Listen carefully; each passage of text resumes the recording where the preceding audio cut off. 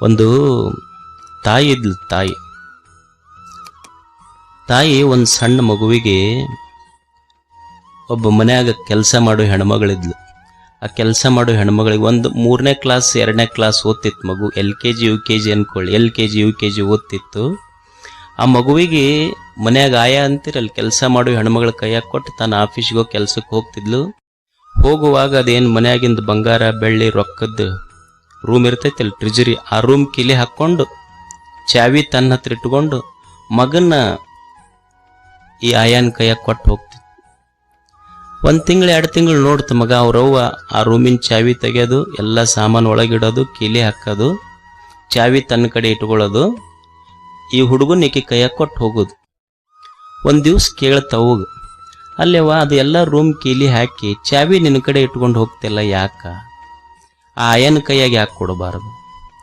ಅವಾಗ ಅವ್ರವ್ವ ಹೇಳಿದ್ಲಂತೆ, ಯಪ್ಪ ಅದ್ರೊಳಗೆ ಭಾಳ ಕಿಮ್ಮತ್ತಿನ ಸಾಮಾನು ಇರ್ತಾವ, ಮತ್ತು ನಿನ್ನ ದೃಷ್ಟಿಯಲ್ಲಿ ಅವು ಅಷ್ಟ ಕಿಮ್ಮತ್ತಿನ ಸಾಮಾನೇನು, ಮತ್ತು ನನಗೆ ಯಾಕೆ ಆಯನ ಕೈಯಾಗ ಕೊಟ್ಟು ಹೋಗಿ, ನಾ ಏನು ಕಿಮ್ಮತ್ತ ಇಲ್ಲ ನಿನಗ? ಅಂದ್ರೆ ವಸ್ತುಗಳನ್ನು ನಾವು ಪ್ರೀತಿಸ್ತೀವಿ ಅಷ್ಟೇ, ವಸ್ತುಗಳನ್ನು ಪ್ರೀತಿಸುವುದು ಕಲ್ತೀವಿ. ವಸ್ತುಗಳಿರೋದು ಬಳಸಾಕ, ಜನ ಇರೋದು ಪ್ರೀತಿಸಾಕ ಅನ್ನೋದು ತಿಳ್ಕೋಬೇಕ ಮನುಷ್ಯ ಅಷ್ಟೇ. ಇದನ್ನು ಅದಕ್ಕೆ ಮನುಷ್ಯ ಆರೋಗ್ಯವಾಗಿರುವುದನ್ನು ಕಲಿಬೇಕಲ್ಲ. ಏನು ದುಡ್ಡು ಗಳಿಸ್ಯಾನ, ಗಳಿಸ್ಕೋಂತ ದುಡ್ಡು ಗಳಿಸಕ್ಕೆ ಆರೋಗ್ಯ ಕೆಡಿಸ್ಕೊಂಡಾನ. ಆರೋಗ್ಯ ಕೆಡಿಸ್ಕೊಂಡು ಡಾಕ್ಟರ್ ಹತ್ರ ಹೋಗ್ಯಾನ. ಅವ್ರ ಡಾಕ್ಟರ್ ಒಟ್ಟ 25 ಲಕ್ಷ ರೂಪಾಯಿ ಬಿಲ್ ಮಾಡಿದ್ರು, ಏನು ಗಳಿಸ್ಯಾನಲ್ಲ ಅಷ್ಟು ದವಾಖಾನೆಗಿಟ್ಟು ಬರೋದಷ್ಟ. ಮತ್ತೆ ಕಷ್ಟಪಟ್ಟು ಗಳಿಸುವುದಕ್ಕಾಗಿ ಆರೋಗ್ಯ ಕಳ್ಕೊಳ್ಳೋದು, ಗಳಿಸಿದ ಮೇಲೆ ಆರೋಗ್ಯ ಸುಧಾರಿಸೋದಕ್ಕೆ ಗಳಿಸಿದ್ದೆಲ್ಲ ದವಾಖಾನೆಗಿಡೋದಷ್ಟ. ಒಬ್ಬ ತತ್ವಜ್ಞಾನಿ ಒಂದು ಸುಂದರ ಮಾತು ಬರೀತಾನೆ, don't teach your children to be rich, don't teach your children to be rich, teach your children to be healthy and happy ಅಂತ. ನಿನ್ನ ಮಕ್ಕಳಿಗೆ ಶ್ರೀಮಂತರು ಹೆಂಗಾಗಬೇಕು ಅಂತ ಕಲಿಸಕ್ಕೆ ಹೋಗಬೇಡ, ನಿನ್ನ ಮಕ್ಕಳಿಗೆ ಶ್ರೀಮಂತರಾಗುವುದನ್ನು ಕಲಿಸಬೇಡ, ನಿನ್ನ ಮಕ್ಕಳಿಗೆ ಆರೋಗ್ಯದಿಂದ ಸಂತೋಷದಿಂದ ಇರುವುದನ್ನು ಮೊದಲು ಕಲಿಸು. ಮಕ್ಕಳಿಗೆ ನೀಟ್ ಎಕ್ಸಾಮ್ ಬರ್ಸೋದು ಮುಖ್ಯ ಅಲ್ಲ, ಅವ್ರು ನೀಟ್ ಬದುಕಬೇಕು ಹಂಗ ಕಲಿಸೋದು ಬಹಳ ಮುಖ್ಯ ಐತೆ. ಅದು ಬಹಳ ಮುಖ್ಯ. ಅವು ನೀಟ್ ಬರೆಯೋ ಮಕ್ಕಳ ಪರಿಸ್ಥಿತಿನ ನೋಡ್ಬಾರ್ದು, ಜೊಯ್ಯಾಗಿರ್ತಾವ ಪೂರ. ಅವ್ರ ತಾಯಿ ಫೋನ್ ಮಾಡಿದ್ಲಂದ್ರೆ ವಾರಕ್ಕೊಮ್ಮೆ ಆಕಿ ಏನು ಅವ್ರವ್ವ ಈಗ 3 ಲಕ್ಷ ಕೊಟ್ಟು ಹಚ್ಚಿವ ನಿನಗ ಅಂತ ಹುಡುಗಿಗೆ ಹೇಳದ, ಅದು ಟೆಸ್ಟ್ ಆಕಿ ಆರಾಮದಿ ಇಲ್ಲ ಅಂತ ಕೇಳೋಲ್ಲ, ಟೆಸ್ಟ್ನಾಗ ಎಷ್ಟು ಬಿದ್ದಾವ ನಿನಗ? ಅವು ಹೆಣ್ಮಕ್ಳು ಸ್ವಲ್ಪ ಮನಸ್ಸಿಗೆ ಹಚ್ಕೊಂಡಿರ್ತಾವ. ಗಂಡ್ಮಕ್ಳು ಕೇಳಿ ಪಾಸ್ ಆದ್ರಾತು, ಇರ್ಲಿಲ್ಲ ಅಂದ್ರೆ ಇನ್ನೊಂದು 5 ವರ್ಷಕ್ಕೆ ಕಟ್ಟದ್ರಾತು, ಏನೈತಂತಿರ್ತಾರ. ಅಂದ್ರೆ ಮನುಷ್ಯನಿಗೆ ಆರೋಗ್ಯ ಬಹಳ ಮುಖ್ಯ. ಏನು ಆರೋಗ್ಯ ಅಂದ್ರೆ ಏನು? ಆರೋಗ್ಯ ಅಂದ್ರ ನನ್ನ ದೇಹ ನನಗೆ ಹಿತ ಕೊಡ್ತಿರ್ಬೇಕು, ಅದು ಆರೋಗ್ಯ. ಆರೋಗ್ಯ ಅಂದ್ರೆ ನನ್ನ ಕಣ್ಣ, ನನ್ನ ಕೈಯ, ನನ್ನ ಕಾಲ, ನನ್ನ ಮನಸ್ಸ, ನನ್ನ ದೇಹ, ನನ್ನ ಹೊಟ್ಟೆ ನನಗೆಲ್ಲ ಹಿತ ಅನಿಸ್ತಿರ್ಬೇಕು, ಸುಖ ಕೊಡ್ತಿರ್ಬೇಕು. ಈಗ ನೀವು ನೋಡ್ರಿ, ಪ್ರವಚನಕ್ಕೆ ಬಂದ್ರಿ, ದಿವಸ ಜಲ್ದಿ ಬರೋರು ಇವತ್ತೊಂದು ಸ್ವಲ್ಪ ಲೇಟ್ ಆಗಿ ಬಂದ್ರಿ ಅಂತ ತಿಳ್ಕೊಡ್ರಿ.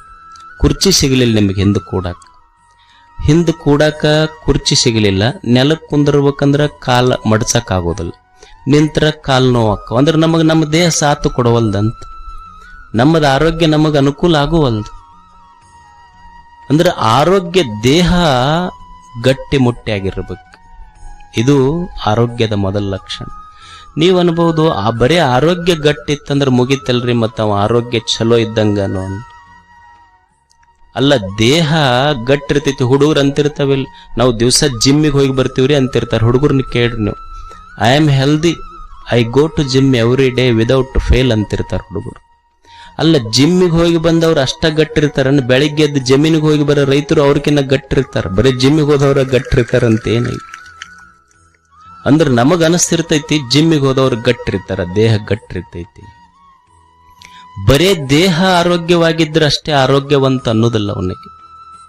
ಈಗ ಒಬ್ಬ ಹುಚ್ಚಿರ್ತಾನ, ಅವ 8-10 ಮಂದಿಗೆ ಹೊಡಿತಿರ್ತಾನ.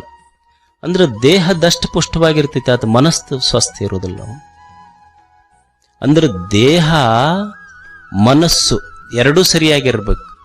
ಮತ್ತು ದೇಹ ಮನಸ್ಸು ಎರಡೂ ಚಲೋ ಐತಿ, ಕರೆಕ್ಟ್ ಐತಿ, ಏನೂ ತೊಂದರೆ ಇಲ್ಲ, ಏನು ರಾಗ ಇಲ್ಲ, ದ್ವೇಷ ಇಲ್ಲ, ಉದ್ವಿಗ್ನತೆ ಇಲ್ಲ, ಚಿಂತೆ ಇಲ್ಲ. ಈಗ ಒಂದೇನೋ ಸಣ್ಣದು ಬ್ಲಡ್ ಕ್ಲಾಟ್ ಆಗಿರ್ತೈತಿ ಬ್ರೈನ್ಯಾಗ, ಬ್ಲಡ್ ಕ್ಲಾಟ್ ಆಗಿ ಕೋಮಾಕ್ ಹೋಗಿರ್ತಾನ, ಅವ ಆರೋಗ್ಯ ಗಟ್ಟಿರ್ತೈತಿ, ಮಸ್ತ್ ಇರ್ತೈತಿ, ಮನಸ್ಸಿನಾಗ ಏನೂ ಭಾವನೆ ಇರೋದಿಲ್ಲ, ಮತ್ತು ಅವನು ಆರೋಗ್ಯವಂತನ್ರಿ ಹಂಗಿದ್ರ ಅನ್ಬಹುದು.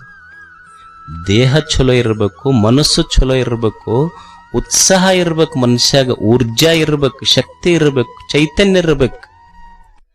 ದೇಹ ಚಲೋ ಇರಬೇಕು, ಮನಸ್ಸು ಚಲೋ ಇರಬೇಕು, ಆತ್ಮ ಆನಂದವಾಗಿರ್ಬೇಕು, ಊರ್ಜಾ ಶಕ್ತಿ ಚೈತನ್ಯ ಉತ್ಸಾಹ ಇರ್ಬೇಕು.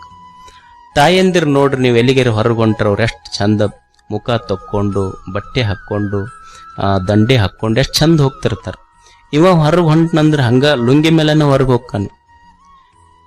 ಅಲ್ಲೋ ಅವ್ರು ನೋಡಿ ನಿಮ್ಮ ಹೆಣ್ಮಕ್ಳು ಪಾಪ ಅವ್ರು ಎಷ್ಟು ಚಂದ ನೀಟಾಗಿ ಹೋಗ್ತಾರ, ನೀ ಯಾಕೆ ಹಿಂಗೆ ನಮ್ಮನ್ಯಾರು ನೋಡ್ತಾರ ಬಿಡ್ರಿ, ಹಿಂಗ ನಮ್ಮದಿತ್ತು ಅಷ್ಟು ಅಂದ್ರ ಉತ್ಸಾಹ ಇರ್ಬೇಕಂತ. ಒಬ್ಬ ಆರೋಗ್ಯವಂತ ಅಂತ ಯಾರಿಗನ್ನೋದು ಅಂದ್ರ ದೇಹ, ಮನಸ್ಸು, ಆತ್ಮ ಇವು ಮೂರೂ ಪ್ರಸನ್ನವಾಗಿದ್ರೆ ಅವನಿಗೆ ಆರೋಗ್ಯವಂತ ಅಂತ ಕರಿಬೇಕು ಅಂತ ಆಯುರ್ವೇದದ ಆಚಾರ್ಯರಂತಾರೆ. ಪ್ರಸನ್ನ ಆತ್ಮ ಇಂದ್ರಿಯ ಮನಃ ಸ್ವಸ್ತಿತ್ಯಭಿಧೀಯತೆ. ಸ್ವಸ್ಥ ಸ್ವಸ್ಥ ಸ್ವಸ್ಥ ಇದರ ಅರ್ಥ ಏನು ಅಂದ್ರ ದೇಹದಿಂದ ಆರೋಗ್ಯ ಇರಬೇಕು, ಮನದಿಂದ ಆರೋಗ್ಯ ಇರಬೇಕು, ಆತ್ಮ ಪ್ರಸನ್ನತ, ದೇಹ ಪ್ರಸನ್ನತ, ಮನ ಪ್ರಸನ್ನತ, ಆತ್ಮ ಪ್ರಸನ್ನತ. ಈ ಸ್ಲೋಗನ್ ಕೇಳಿರಿಲ್ ನೀವು, ಸ್ಲೋಗನ್ ಫಿಟ್ ಇಂಡಿಯಾ ಅಂತ, ಕೇಂದ್ರ ಸರ್ಕಾರಗಳ ಫಿಟ್ ಇಂಡಿಯಾ ಅಂತಾರೆ ನೋಡ್ರಿ. ಫಿಟ್ ಇಂಡಿಯಾ ಅಂದ್ರೆ ಏನು?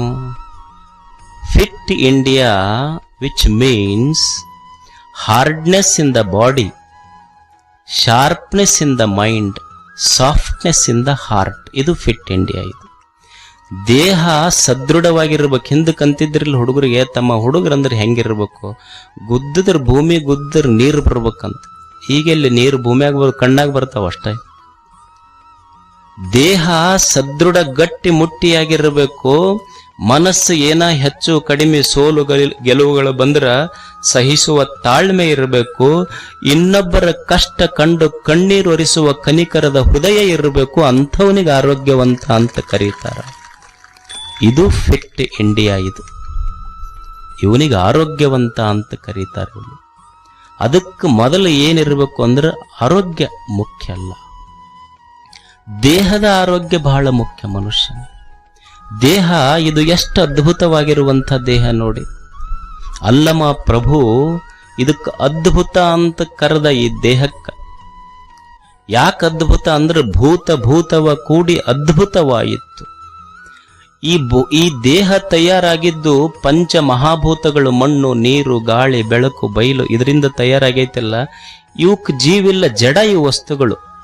ಈ ಜಡದಿಂದ ಒಂದು ಚೈತನ್ಯವಾದ ಜೀವ ಉತ್ಪತ್ತಿ ಆಯ್ತಲ್ಲ, ಇದಕ್ಕಿಂತ ಇನ್ನೇನು ಅದ್ಭುತ ಬೇಕು ಅಂತ ಅಲ್ಲಮ ಅದ್ಭುತ ಅಂತ ಕರೆದ ಈ ದೇಹಕ್ಕೆ. ಎಷ್ಟು ಅದ್ಭುತವಾಗಿರುವಂಥ ದೇಹ ಇದು. ನೀವು ನೋಡಿ, ತಾಯಿಯ ಗರ್ಭದಿಂದ ಭೂಗರ್ಭ ಸೇರುವವರೆಗೆ, ನೀನು ತಾಯಿಯ ಗರ್ಭದಿಂದ ಭೂಗರ್ಭ ಸೇರುವವರೆಗೆ ನಿನ್ನ ಜೊತೆಯಾಗಿದ್ದವ್ರು ಯಾರದಾರಲ್ಲಿ? ಸಂಬಂಧಗಳು ಬಂದಾವ ಹೋಗ್ಯಾರ, ಸ್ನೇಹಿತರು ಬಂದಾರ ಹೋಗ್ಯಾರ, ಗೌರವಗಳು ಬಂದಾವ ಹೋಗ್ಯಾವ, ಆಸ್ತಿ ಅಂತಸ್ತುಗಳು ಬಂದಾವ ಹೋಗ್ಯಾವ. ಯಾರು ಬಂದಾರ ಹೋಗ್ಯಾರ ಪ್ರಶ್ನೆ ಇಲ್ಲ. ಆದರೂ ನೀನು ತಾಯಿಯ ಗರ್ಭದಿಂದ ನೀನು ಭೂಗರ್ಭ ಸೇರುವವರೆಗೆ ನಿನ್ನ ಜೊತೆಯಾಗಿದ್ದಿದ್ದು ನಿನ್ನ ದೇಹ. Your body is your permanent address. ನಿನ್ನ ದೇಹ ನಿನ್ನ ಜೊತೆಯಾಗಿತ್ತು. ಈ ದೇಹ ಎಷ್ಟು ಅದ್ಭುತ ಅಂದ್ರ, ಈಗ ನೀವು ಮನ್ಯಾಗ ನೋಡ್ರಿ, ಒಂದು 4 ಜನ ಇರ್ತೀರಷ್ಟೆ. ಏನು, ಒಂದು ಇಬ್ರು ಗಂಡ ಹೆಂಡತಿ, ಅತ್ತಿ ಮಾವ, ಆಮೇಲೆ ಒಂದಿಬ್ರು ಯಾರೋ ಅವರೋ ಇವರೇ ಇರ್ತಾರಷ್ಟ. 4 ಮಂದಿ ಇರ್ತೀರಿ. ಒಬ್ಬರಿಗೆ ಕಂಡ್ರೆ ಒಬ್ಬರಿಗೆ ಹೊಂದಿಕ್ಕಾಗೋದಿಲ್ಲ. ಅತ್ತಿಗೆ ಕಂಡ್ರೆ ಸೊಸೆಗೆ ಸೇರಿಕಾಗೋದಿಲ್ಲ, ಸೊಸೆಗೆ ಕಂಡ್ರೆ ಅತ್ತಿಗಾಗೋದಿಲ್ಲ. ಮಗನಿಗೆ ಅಪ್ಪಗಂತೂ ವಯಸ್ಸಾದ ಮೇಲಂತೂ ಹವ ಮುಂಗಲಿ ಬಿದ್ದಂಗ. ಅಣ್ಣಗೆ ಕಂಡ್ರೆ ತಮ್ಮಗೆ ಸೇರಿಕಿಲ್ಲ, ತಮ್ಮ ಮಾಡಿದ್ದು ಅಣ್ಣಗೆ ಸೇರಿಕಿಲ್ಲ. ಎಷ್ಟು ಮಂದಿ ಇದೀವಿ? 5-6 ಮಂದಿ ಇದೀವಿ ಅಟ್ಟ. 5-6 ಮಂದಿದ್ದ ಮನೆಯೊಳಗ ನಮಗೊಬ್ಬರಿಗೊಬ್ಬರು ಹೊಂದಿಕಿಲ್ಲ. ನಾವು ಕಂಪ್ಲೇಂಟ್ಸ್ ದಿವಸ ಹೊರಗೆ ಹೋಗ್ಬೇಕಂತೀವಿ ನಾವೆಲ್ಲ. ಆಶ್ಚರ್ಯ ಏನು ಅಂದ್ರೆ, ಈ ದೇಹ ಐತೆಲ್ಲ, ಈ ದೇಹದೊಳಗ ಎಷ್ಟು ನರಗಳದವ, ಎಷ್ಟು ಅಬಧಮನಿಗಳು, ಅಪಿಧಮನಿಗಳು, ನರಹುವ, ನರವ್ಯೂಹ, excretory system, nervous system, digestive system, ಒಂದೇ ಎರಡೇ ಸಾವಿರಾರು, 1,000,000,000 ಅಂತಲ್ಲ, 1,000,000,000,000 ಜೀವ ಸೆಲ್ಗಳದ ಒಳಗೆ ಜೀವಕೋಶಗಳದವಲ್ಲ. ನಾವು ಬೆಳಗ್ಗೆದ್ದು 1 ಕಟ್ಟಿ ರೊಟ್ಟಿ ತಿಂದಿವಿ. 1 ಕಟ್ಟಿ ರೊಟ್ಟಿ ತಿಂದಿದ್ದು, 1 ಕಟ್ಟಿ ರೊಟ್ಟಿ ತಿಂದ ಆ ರೊಟ್ಟಿಯ ಅನ್ನದ ರಸ ದೇಹ ಪ್ರತಿಯೊಂದು ಜೀವಕೋಶಗಳಿಗೆ, ಕೋಟಿ ಜೀವಕೋಶಗಳಿಗೆ ಹೋಗಿ ಮುಟ್ಟಿಸೈತಿ. 1 ಜೀವಕೋಶವು ಸಹಿತ ಇವತ್ತು ನನಗೆ ಅನ್ನ ಮುಟ್ಟಿಲ್ಲ ಅಂತ ಒಂದೂ ಕಂಪ್ಲೇಂಟ್ ಕೊಟ್ಟಿಲ್ಲ. ಎಷ್ಟು ಸಹಕಾರದಿಂದ ಒಂದಕ್ಕೊಂದು ಬದುಕೇವಲ್ಲ. What a cooperative system that God has created on this earth. ನಮ್ಮ ಕೋಆಪರೇಟಿವ್ ಸೊಸೈಟಿ ಅದ 1 ವರ್ಷದೊಳಗೆ ಮುಳುಗಿಸಿ ಬಿಡ್ತಾರ ಅವನು. ದೇವರು ನಿರ್ಮಾಣ ಮಾಡಿದ ಕೋಆಪರೇಟಿವ್ ಸಿಸ್ಟಮ್ ಎಷ್ಟು ಚಲೋ ಐತಿ ನೋಡ್ರಿ. ಅದಕ್ಕೆ ಈ ದೇಹ ಕೆಡಲಾರ್ದಂಗ ನೋಡ್ಕೋಬೇಕಲ್ಲ. ಇದನ್ನ ಕೆಡ್ಲಾರ್ದಂಗ ನೋಡ್ಕೋಬೇಕಾದ್ರೆ ಏನು ಮಾಡಬೇಕು ಅಂದ್ರೆ, ನಮ್ಮ ಹಿರಿಯರು, ಆಚಾರ್ಯರು, ಋಷಿಗಳು 3 ಸೂತ್ರಗಳನ್ನು ಹೇಳ್ತಾರವ್ರು. ಮೊದಲ ಹಿತಬುಕ್, ಆಮೇಲೆ ಮಿತಬುಕ್, ಆಮೇಲೆ ಋತಬುಕ್. ಮಿತಬುಕ್ ಅಂದ್ರೆ ಸ್ವಲ್ಪ ಹಿತಬುಕ್ ಅಂದ್ರೆ ದೇಹಕ್ಕೆ ಯಾವುದು ಹಿತ ಐತಿ, ಹಿತವಾದದ್ದುಣ್ಣು ಅಂತ. ಮಿತಬುಕ್ ಸ್ವಲ್ಪ ಉಣ್ಣು. ಋತಬುಕ್ ಋತುಗಳನ್ನು ನೋಡಿ ಉಣ್ಣು. ಹಿತಬುಕ್, ಮಿತಬುಕ್, ಋತಬುಕ್. ಮೊದಲ ಹಿತವಾದದ್ದುಣ್ಣು. ಯಾಕ ಅಂದ್ರ ಎಲ್ಲ ಏನು ಉಣ್ತಿ ಅದೆಲ್ಲ ದೇಹಕ್ಕೆ ಹಿತ ಆಗ್ತೈತಿ ಅಂತಲ್ಲ, ಸ್ವಲ್ಪ ನೋಡಿ ಉಣ್ಣು ನೀನು ಅಂತ. ಯಾಕಂದ್ರ ನೀ ಏನು ಉಣ್ತಿ, ನಿನ್ನ ಅನ್ನ ಅದು ಬಹಳ ಕೆಮ್ಮತ್ತಿಂದ. ಈಗ ನೀವು ನೋಡಿ, ಈಗ ಮನ್ಯಾಗ ನಾವು ಅಡಿಗೆ ಮಾಡ್ತೀವಿ. ಅಡಿಗೆ ಮಾಡಿದ್ದ ತಾಯಂದಿರ ಅದ್ರ ಮೇಲೆ ಏನಾರ ಮುಚ್ಚಿಡ್ತಾರಿಲ್ಲ. ಯಾಕೆ ಮುಚ್ಚಿಡ್ತಾರಂದ್ರೆ ನೊಣಗಿಣ ಬಂದಿಗಿಂದವು. ಏನಾಗ್ತೈತಿ ನೊಣ ಕುಂತ್ರ, ಅಡಿಗೆ ಮಾಡಿದ್ರ ಮೇಲೆ ನೊಣ ಕುಂತ್ರ ಏನು ಸಮಸ್ಯೆ ಆಗುತ್ತೆ ಅಂದ್ರೆ, ಉಂಡವ್ರಿಗೆ ವಾಂತಿ ಭೇದಿ ಶುರು ಆಗ್ತೈತಿ. ಅಂದ್ರೆ ನೊಣ ಸ್ವಲ್ಪ ವಿಷಪ್ರಾಣಿ ಅದು ಅಂತ ನಮ್ಮ ದೃಷ್ಟಿಯಲ್ಲಿ. ಅಂದ್ರೆ ನೊಣ ಕುಂತಿದ್ದ ಅಡಿಗೆ ಉಂಡ್ರ ವಾಂತಿ ಭೇದಿ ಶುರು ಆಗ್ತೈತಿ, ಮುಚ್ಚಿಡ್ಬೇಕು. ಸರಿ, ಅಂಥ ನೊಣ ಐತಲ್ಲ, ನೊಣವನ್ನ ನೀವು ಗಾಡಿ ಮೇಲೆ ನೋಡ್ರಿ, ಹಲ್ಲಿ ತಿಂತ ಹೋದಲ್ಲ, ನೊಣ ತಿಂತಾವ್ ಹಲ್ಲಿ. ಹಂಗಾದ್ರೆ ನೊಣ ವಿಷಪ್ರಾಣಿ ಅಂದ್ರೆ ನೊಣಕ್ಕಿಂತ ವಿಷಪ್ರಾಣಿ ಯಾವ್ದಾತು? ಹಲ್ಲಿ ವಿಷಪ್ರಾಣಿ. ಈಗ ಹಲ್ಲಿ ಇದೆಯಲ್ಲ, ನೀವು ನೋಡಿ ಹಳ್ಳಿಗಳಲ್ಲಿ ಹೋಗಿ ಹಲ್ಲಿ ಹಾವು ಹಿಡಿತಾವ. ಹಲ್ಲಿಗೆ ಏನ್ ತಿಂತಾವ? ಹಾವು ತಿಂತೈತಿ. ಹಾಗಿದ್ರೆ ಹಲ್ಲಿಗಿಂತ ಯಾವುದು ವಿಷಪ್ರಾಣಿ? ಹಾವು ವಿಷಪ್ರಾಣಿ. ಈಗ ಹಳ್ಳಿಗಳಲ್ಲಿ ನೀವು ನೋಡಿ, ಆ ಹಾವಿಗೆ ಸಣ್ಣ ಸಣ್ಣ ಹಾವು ಅದು ಹೊಂಟು ಅಂದ್ರೆ ಕೋಳಿ ತಿಂತಾವ. ಹಂಗಿದ್ರೆ ಹಾವಿಗಿಂತ ವಿಷಪ್ರಾಣಿ ಯಾವುದು? ಕೋಳಿ ಆಯ್ತು. ಮತ್ತು ಕೋಳಿ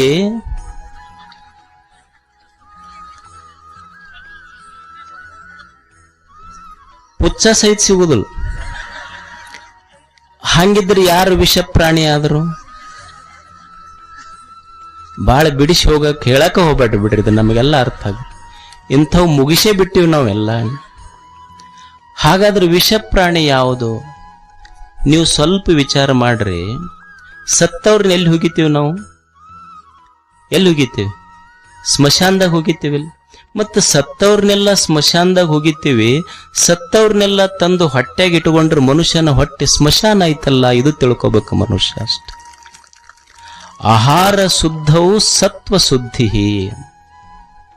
ಆಹಾರ ಶುದ್ಧವು ಸತ್ವ ಶುದ್ಧಿ. ಅನ್ನ ಯಾಕೆ ಹಿತವಾಗಿರ್ಬೇಕು ಅಂತಾರ ನಮ್ಮ ಹಿರಿಯರು ಅಂದ್ರ, ನೀ ಏನ ಅನ್ನ ಉಣ್ತಿಯಲ್ಲ, ಉಣ್ಣುವ ಅನ್ನ, ಅನ್ನದಿಂದ ರಸ, ರಸದಿಂದ ರಕ್ತ, ರಕ್ತದಿಂದ ಮಜ್ಜ ಮಾಂಸ, ಮಾಂಸದಿಂದ ಮಜ್ಜ, ಮಜ್ಜದಿಂದ ಮೇಧಸ್ಸು, ಮೇಧಸ್ಸಿನಿಂದ ನಿನ್ನ ಮನಸ್ಸು, ವಿಚಾರಗಳ ನಿರ್ಮಾಣ ಆಗ್ತಾವ.